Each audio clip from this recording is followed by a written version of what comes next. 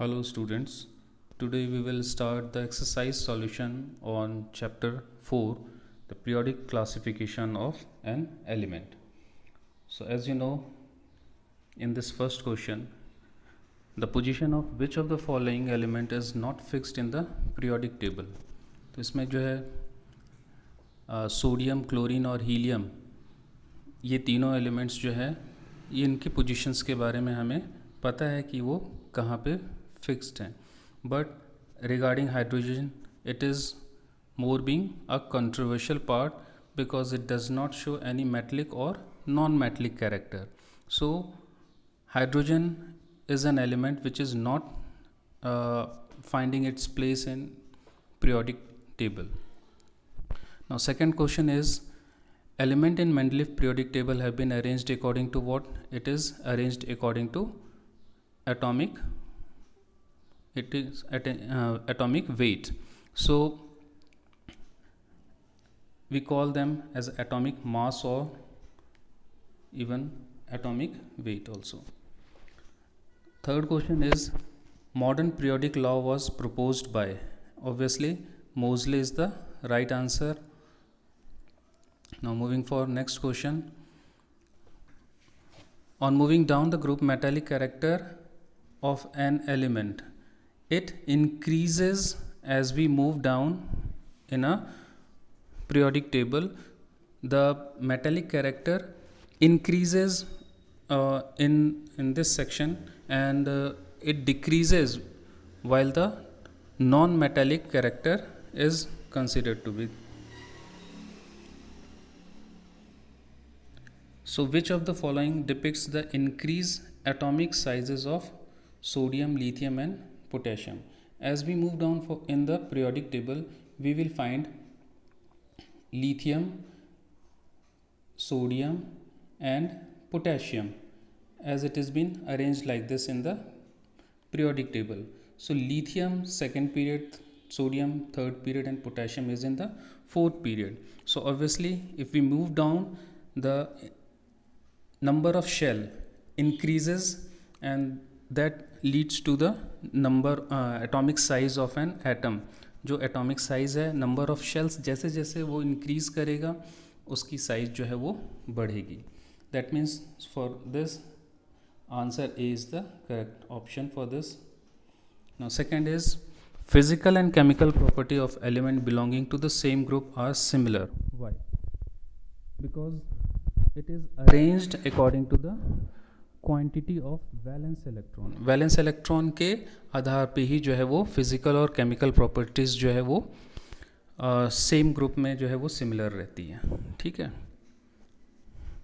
Now hydrogen should be placed in which group and which period? Hydrogen is controversial element as you no.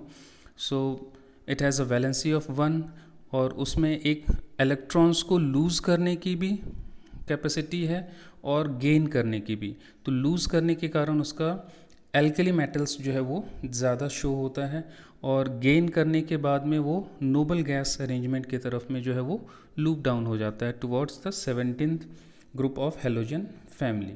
However it is placed along group 1. उसको group 1 में ही रखा गया है, लेकिन अभी modern periodic table में भी उसको ग्रुप 1 से भी एलिमिनेट करके उसको मिडल ऑफ द ऑर्डर में रखे हैं. ठीक है. Basically it is in the group 1 only. Next question is, in each of the following pair who choose which element have a bigger atom? इसमें bigger atom select करना है, magnesium और chlorine. The atomic radius of magnesium, जो atomic radius है magnesium का वो बड़ा होता है on moving from left to right in a periodic. atomic radius decreases, जो नीचे मूव करते हैं तो इंक्रीज होता है और लेफ़्ट टू राइट मूव करते हैं तो डिक्रीज होता है. That means atomic number magnesium is 12 and atomic number of chlorine is 17. So obviously magnesium has a greater atomic radius. और in case of potassium, the size of potassium will be bigger on moving from top to bottom in a group. ठीक है. The atomic number of these elements A, B and C are 5, 7 and 10 respectively. Which of these will have a similar properties? So as you can see in A element, the valency electronic configuration of A will be 2 and 3, that is 5. इसका ये 5 है हमारे पास में, ठीक है। तो 5 की valency जो है इलेक्ट्रॉनिक कन्फिग्रेशन क्या होगा, 2 and 3, and that means its valency is 3. इसका आउटरमोस्ट इलेक्ट्रॉन जो है वो 3 है, that is 3 is your valency. In case of second B element, B में क्या हो रहा है कि electronic configuration of B is also this is exactly B. So electronic configuration of B is 2 and 5. जो 2 and 5 है, तो हम वैलेंसीज कैसे फाइंड आउट करते हैं, 8 minus the last electron in the shell. तो लास्ट इलेक्ट्रॉन हमारा क्या है, this is 5. So 8 minus 5 is again 3 here, ठीक है. So valency is again 3. That means in A and B the valencies are same, but in case of C the valency is 0, क्योंकि 8 minus 8 इसका last electron orbital में 8 electrons हैं and it is a noble gas. So that means A and B will have a similar chemical properties. ठीक है. Next है atomic number of 3 elements are 5, 7 and 10 respectively. Which of these belong to 18 and group 15 and group of 13? So first case में element C belongs to the group 18. electronic configuration क्या है इसका, 2 और 8. So as you know group number equals to valence shell plus 10. valence shell में हमारे पास में कितने हैं, 8 electrons हैं. तो valence plus 10 shell जो है ये ऐड करने के बाद हमारा 18 आता है. That means atomic number is 10 and this is the configuration for neon gas, ठीक है. Then in second the B element, the group of 15 is electronic configuration. जो हमारा electronic configuration है क्या है, 15. तो इसका 2, 8, 5 इलेक्ट्रॉनिक कन्फिग्रेशन में 5 जो है हमारे इसके आउटरमोस्ट शेल में ये ऑर्बिटल में हमारे इलेक्ट्रॉन्स हैं. तो that means this is your correction part, that it is a 10. It is 10. So 10 plus 5 that gives you 15. That elements belongs to the atomic number 7 is nitrogen. ठीक है. Now the next part of question is element belongs, A belongs to group 13. The electronic configuration of element A is 5. configuration इसका क्या आएगा, 2 और 3. therefore group number equals to valence shell, इसमें हमारा क्या आ गया, 10 plus 3 13. the atomic number 5 is B, boron, है ना. तो element in this section A, B and C will belongs to second period. ये कौन से ग्रुप को बिलोंग कर रहा है, ये सारे एलिमेंट्स सेकेंड पीरियड में, ठीक है. Next is your A, B and C are 3 elements that form a triad. Triad form कर रहा है and if the atomic weight of A is 7 and that of C is 39, then according to De Brognie's rule of trades what will be the atomic weight of B? तो B का atomic weight हम कैसे निकालते हैं, the average of first and third, sum of first and third divide by 2 will give the atomic mass of B. So that means A plus C, that is 46 upon 2. 39 और 7 ये given है हमारे पास में, तो इनको डिवाइड करने पे value हमारा क्या आ रहा है, 23. That is the value for atomic mass of B. Eighth question is figure shows the periodic table. इसमें periodic table show कर रहा है.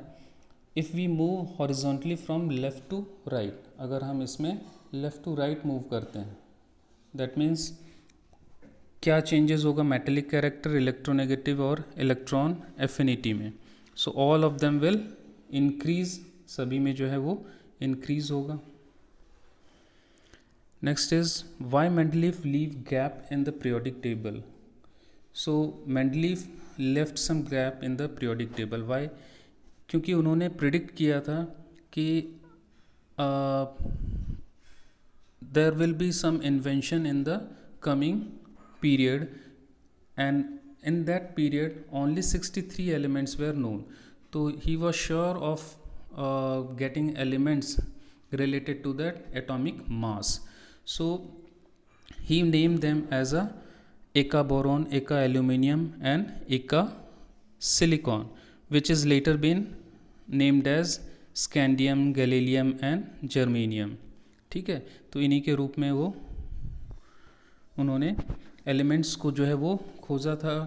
63 में से ये बाकी रह गए थे और उन्होंने ऐसा एज्यूम किया था कि ये एलिमेंट्स जो है हमको बाद में मिलेंगे और इनके नाम जो है वो ऐसे ही रखे जाएंगे. ठीक है, नेक्स्ट है are Dobereiner's triad and Newlands octates compare. Write and answer for this. So yes, Dobereiner triad और न्यूलैंड दोनों ने एटॉमिक मासेस पे काम किया, इंक्रीजिंग एटॉमिक मासेस. ठीक है, तो ये this was a great achievement for both of them.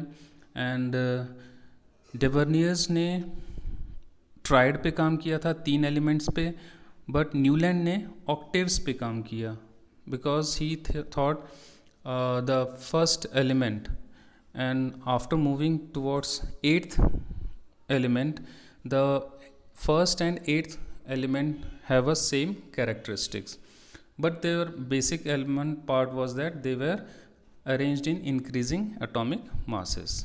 ये बेसिक उनका था कि वो सभी जो है एटॉमिक मास पे ही अरेंज्ड होंगे. ठीक है, तो ये था हमारा न्यूलैंड का ऑक्टेव. नेक्स्ट है